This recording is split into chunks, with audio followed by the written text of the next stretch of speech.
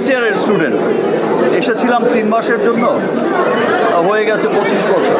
বড় হয়েছি এখানে, বেড়েছি এখানে, বন্ধু হয়েছে এখানে, শত্রু হয়েছে এখানে।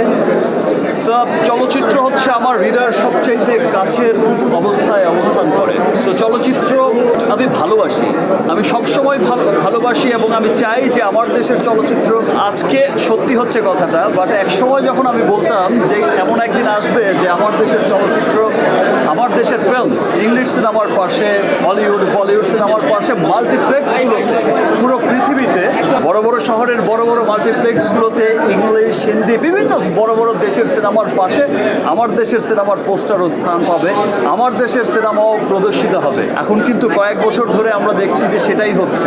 ইন্টারন্যাশনাল যাত্রা ডে বাই ডে বেড়েই চলেছে, সামনের দিকে এগিয়েই যাচ্ছে। গত বছর আমরা যেমনটা দেখেছি ইন্টারন্যাশনাল যাত্রা, এবছর আরও অনেক বেড়ে গেছে।